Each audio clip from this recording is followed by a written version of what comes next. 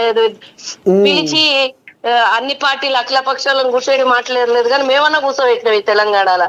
ఇప్పుడు బీఆర్ఎస్ కోయిలాగలు ఏమనుకొస్తున్నాయి అంటే కాంగ్రెస్ లో ఒక పెద్ద లీడర్ కాడ ఈ చోటా మోటా నాయకులు ఎమ్మెల్యేలు గోడెలా పోసుకుంటున్నారట. ఎట్లా చేద్దాము ఏం చేద్దాము దేనికోసమని బనకచెర్లని రేవంతమయ్య ఏదో చేస్తట్టే ఉన్నాడు, నీళ్లు అటు మలుపుతట్టే ఉన్నాడు అనేది.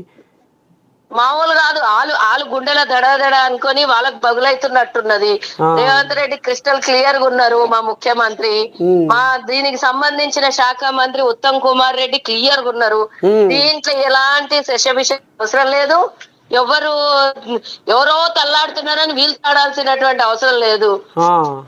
వాళ్ళు తల్లాడుతున్నారని వీళ్ళు తల్లాడుతున్నట్టున్నది. నాకు అర్థమైంది ఏంటంటే వీళ్ళకి కొట్లాటలు అయితే లేవు. ఎప్పుడు కొట్లాటలు పెడదామా, ఎప్పుడు పెడదామా, పోయి రాజేద్దామా అని చూస్తున్నట్టున్నారు. అంత ఛాన్స్ మేము ఇయ్యము, అంత ఛాన్స్ ప్రజలు ఇయ్యరు.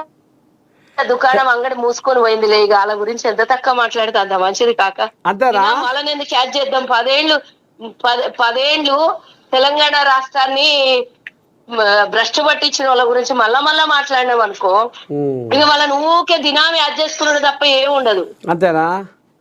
నాశనం చేసారు. ఆ నాశనానికి కారకులు వాళ్ళని చెప్పుకుందాం గాని వాళ్ళని యాడ్ చేసి మా దగ్గర ఏందో మా పార్టీలు ఏమో అవుతున్నది, ఏమో ఉరగబెడుతున్నారు, ఏమో ఏందో అవుతున్నదని వీళ్ళంతా ఫీల్ అవ్వాల్సిన అవసరం లేదు. మా దగ్గర చాలా మంచిగా ఉన్నారు. ఇప్పుడు వాళ్ళ పార్టీలలో లొల్లి నడిచింది 2 పార్టీలలో.